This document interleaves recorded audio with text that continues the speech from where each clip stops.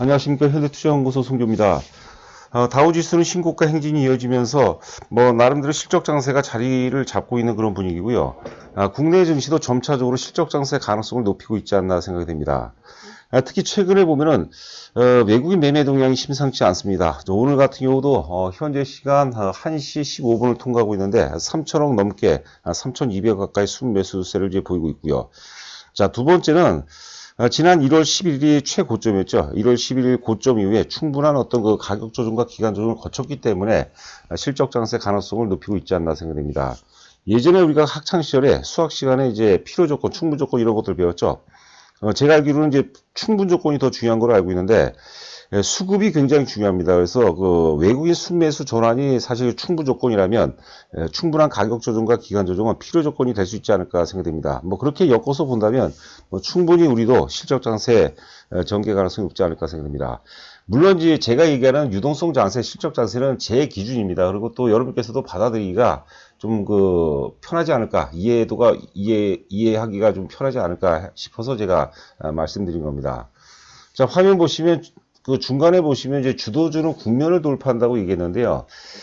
지금 이제 미국 증시 같은 경우는 어느 정도 윤곽이 드러난 것 같아요. 나스닥 증시는 상대적으로 탄력이 떨어지고 다우지수 쪽 경기 민감주들로 구성되어 있는 다우지수가 계속해서 신고치를 이제 경신하고 있는데요. 이 주도주는 국면을 돌파한다고 했어요.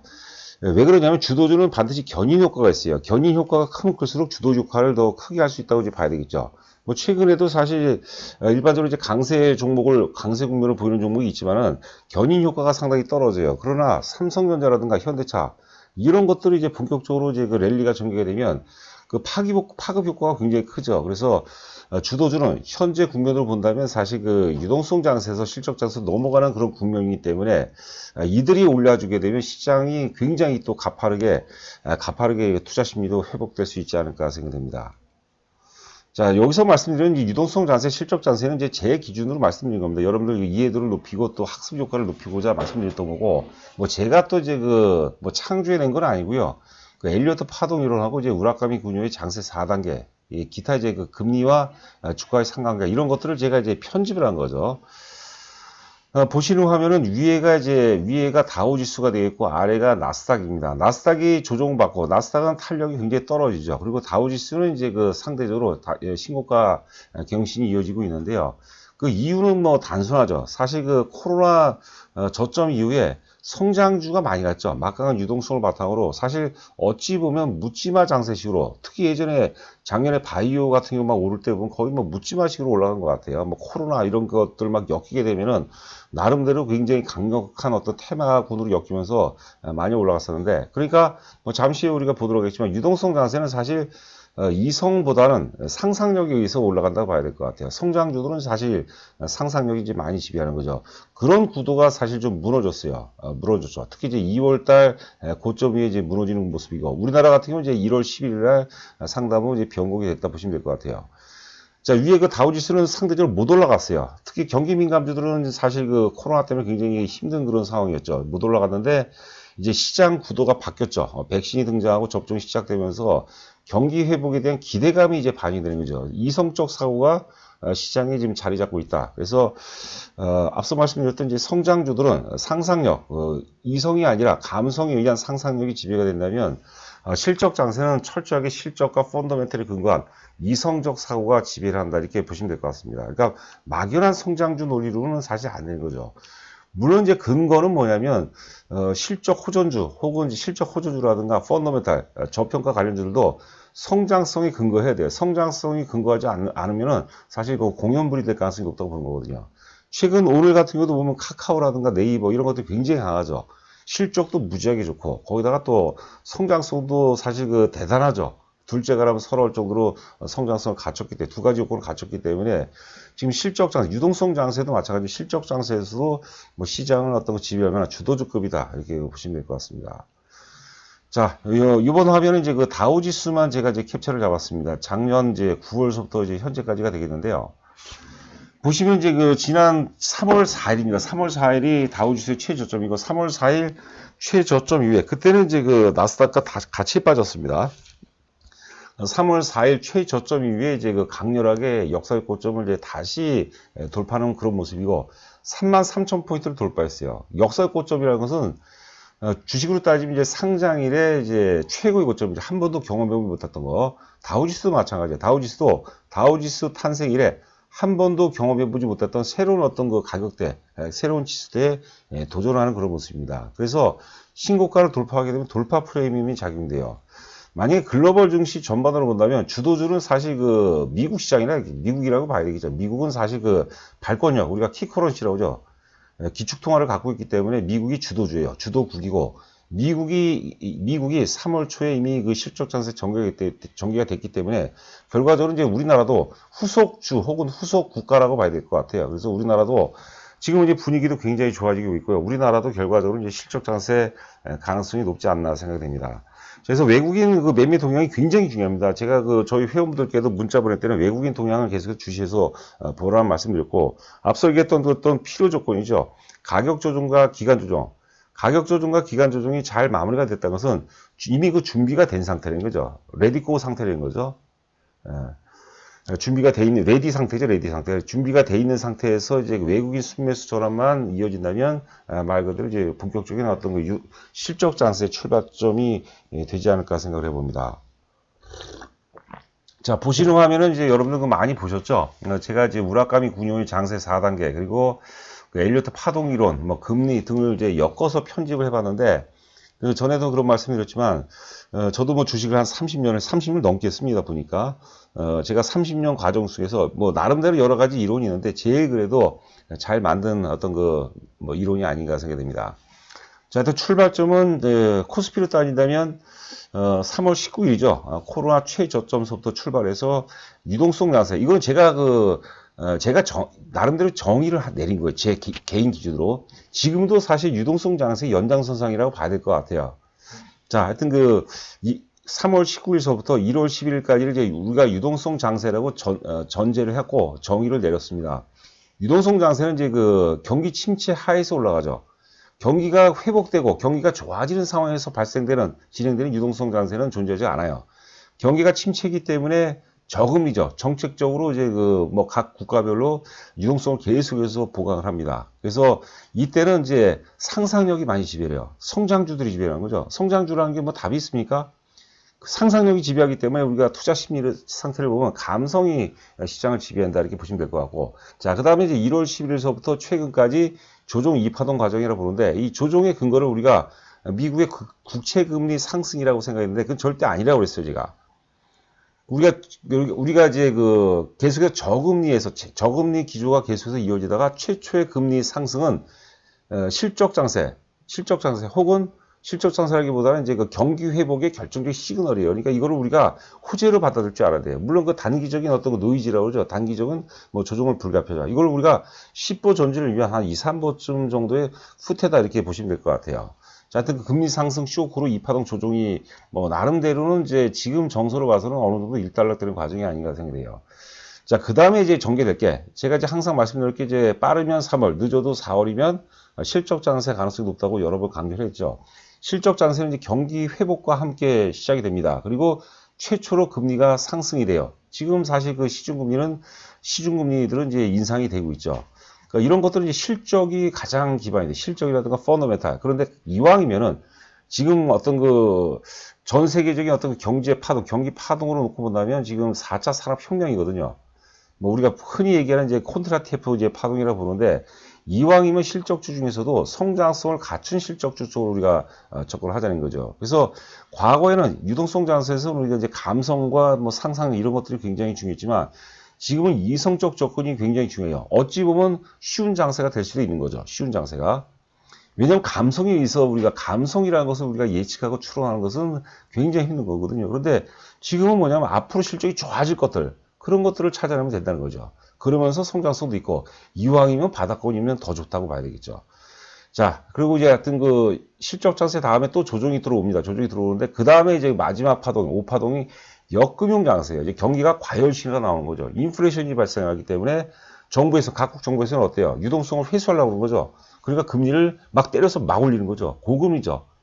예, 이미 그 버블이 발생되고 방향성이 이제 완벽하게 상승으로 전환됐기 때문에 이거는 이제 그 감성이 아니라 감정적으로 흥분하는 거죠. 예? 거품이 발생되는 거죠. 안타깝게도 이제 대상투가 보통 이제 역금융 장세 속에서 온다고 그런 거죠.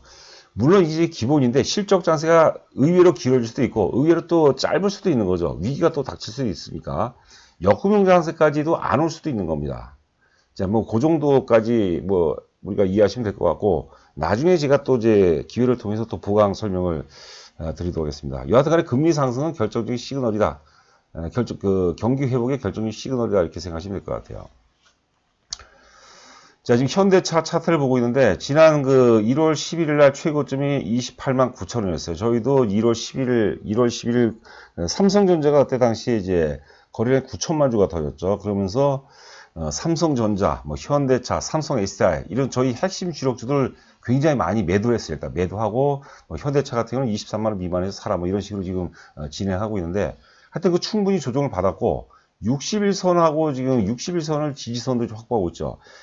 지금 이제 굉장히 안타까운 게 오늘 같은 날 거래량이 뭐 500만 주까지는 아니더라도 대략적으로 한 400만 주 정도 넘어가면서 양봉을 만들었다면 참 기가 막히게 이제 그 실적 장세로의 어떤 그 시그널이라고 예상하고요. 저희 그 회원 문자에는 오늘은 따라서 하지 말라고 그랬어요. 지켜보고, 일단은 이제 이틀가 거래가 수반이 돼야 됩니다. 거래 수반을 전제해서 이틀 정도 강세를 보이면 그다음부터 눌림목에서는 우리가 이제 거기서는 베팅을 해야 돼요. 그 현대차는 여러분들 오늘 종가도 중요하고 있고 내일까지 장세를 봐야 돼요. 아울러서 이제 그 외국인 순매수가 기조적으로 이어져야 된다고 보는 거죠. 최근에 이제 외국인들이 좀 제법 많이 샀죠. 3월 들어서면서. 자, 전기차는 성장을 넘어서 이거 생존의 문제예요. 전기차 쪽으로 지금 자동차는 혁명 과정이 벌어지고 있습니다. 반도체하고 느낌이 틀리죠. 그렇죠? 반도체는 지금 삼성전자 같은 이제 수성의 입장이고 현대차는 성장이 아니라 이건 생존의 문제예요. 전기차를 안 해도 될 수 있다. 이런 생각하고 이걸 소멸될 수밖에 없는 거죠. 생존이고. 자, 그리고 이제 예전에 현대차가 역사적 최고점이 27만 원이었거든요. 역사적 고점 지금 바로 아래에서 조정을 받고 있는 모습이거든요. 그러니까 돌파하게 되면 신고가 돌파 프리미엄이 작용을 합니다. 지금 최근에 보고서 보니까 뭐 33만 원 정도 목표까지 제시하는데 33만 원 보면 사실 의미가 없어요. 물론 지금 23만 원에서 33만 원도 굉장히 이제 많이 가는 건데 우리는 그 이상을 보자는 거죠. 역사의 고점 돌파하면 일단 50만 원을 보셔야 되는 거죠. 50만 원을. 50만 원 논리가 분명히 있습니다, 여러분들. 이연령 비연령이에요. 자, 우리가 부동산도 괜히 또 그 얘기가 또 옆으로 새나가는데 부동산도 보면 옛날에 뭐 GTS 호재 있고 뭐 쇼핑몰 호재도 있고 다 있었던 거죠. 그런데 그때는 반영이 안 되다가 가격이 올라버리니까 이 GTS 뭐 혹은 쇼핑몰이 들어온다 어쩐다 하면서 그런 것들이 이슈화가 되는 거예요, 이슈화가. 예, 그런 거에 집착하지 마시고 지금은 이제 굉장히 중요한 변곡 구간이기 때문에 우리가 미리 선점을 해볼 필요가 있다. 지금 만약에 현대차가 없다면 사셔야 돼요. 저희는 뭐 나름대로 지금 충분히 갖고 있고 여기서 어떤 그 매수 시그널이 나오게 되면은 비중을 더 확대할 예정이거든요.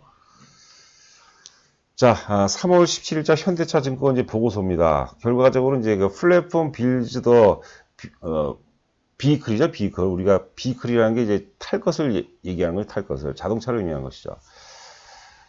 갑자기 영어가 나와서 제가 좀 헷갈렸네요. 자, 이거 그 밑줄치 내용만 보시면 경쟁력이 있는 전기차 플랫폼은 첫 번째 자사 전기차 모델의 상품성과 원가 경쟁력을 높일 뿐만 아니라 그렇죠. 일단 그 우리가 EGMP라고 하죠. EGMP 플랫폼을 갖다 놓으면 어떤 모델이든지 그 폼에 갖다 맞출 수 있는 거죠. 그러니까 원가 경쟁이 워낙 뛰어날 수밖에 없겠죠. 그 다음에 PBV라고 그러는데 PBV는 뭐냐면 목적 기반 모빌리티요. 자기 어떤 그 취향에 맞게 어떤 프로그램을 변경하는 것들, 뭐 이런 것들이죠. 지금 뭐 테슬라 같은 경우가 뭐 나름대로 이제 그 제일 앞서가는 그런 상황이죠.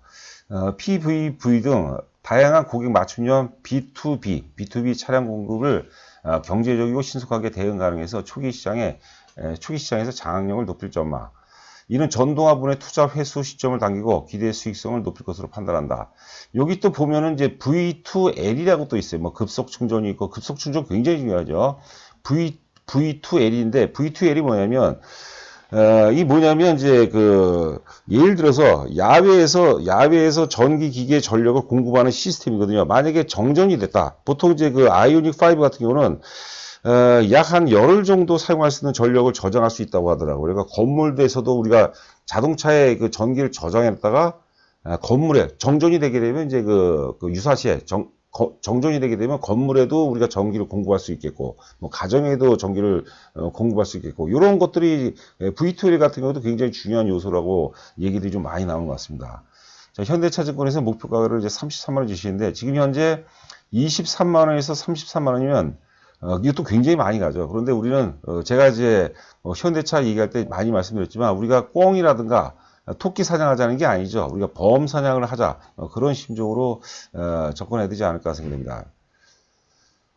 자, 영업이익 보시면 이제 2019년을 먼저 보죠. 2019년 3조 6천억에서 2020년 작년에 대략 한 2조 4천억인데, 요거는 우리가 작년에 우리가 그 충당금 부분이 있었죠. 충당금 초기에 이제 작년 10월 달에 2조 1천억, 그리고 그 이후에도 한 3천억 나온 게 있어요. 한 2조 4천억이니까 작년에도 장사를 제법 잘한 거죠. 여하튼 간에 작년에 충당금 악재로 인해서 그 실적이 좀 저조했고, 전년 대비해서 저조했고, 올해 예상 영업이 대략적으로 한 7조 원 정도를 얘기하는 것 같아요. 근데 현대차증권에서는 6조 5천억으로 좀 보수로 잡았는데, 여하튼 간에 작년 대비 영업이익 증가율로 따진다면 굉장히 뛰어난 거죠.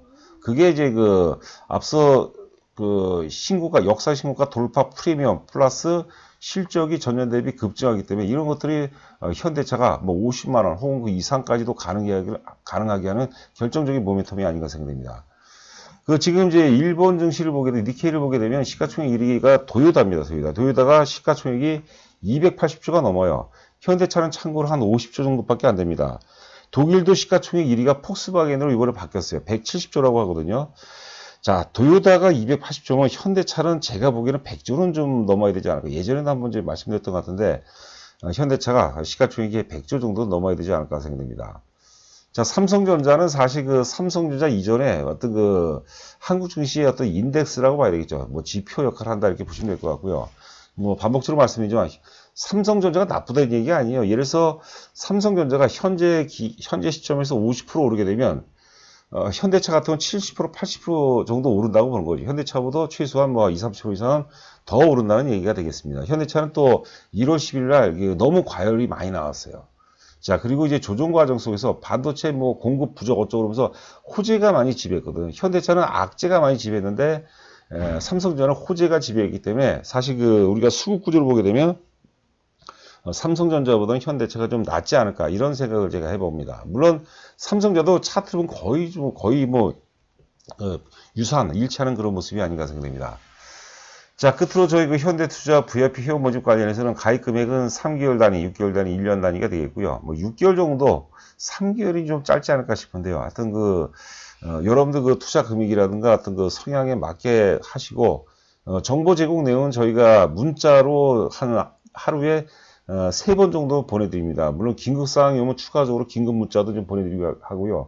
또 어떤 바로 또 긴급하게 사야 될 종목은 또 별도로 또 문자가 나가게 되겠고, 매도할 때는 또 장중에 매도할 때는 또 매도 문자가 또 별도로 나갑니다. 참고하시기 바라고요. 하여튼 초기에 가입하시면 저희가 한 2종목 정도를 먼저 보내드리거든요. 회사 개요소부터 상승 논리, 목표가 손절가 이렇게 보내드리고요. 잘 이해가 안 가시니까 제가 처음에 이제 가입하시게 되면 일단 입금하시면은 이제 제 휴대폰 번호로 조남을 보내주시면 제가 장 시작 전에 인사 말씀 먼저 드리고 저희 문자 내용에 대해서 설명해 드리고요. 또 현재 기준으로 최적의 포트폴리오가 무엇인지 제가 또 안내를 해 드리도록 하겠습니다. 자, 남은 시간도 건승하시기 바라고 저는 또 내일 여러분들 찾아뵙도록 하겠습니다. 감사합니다.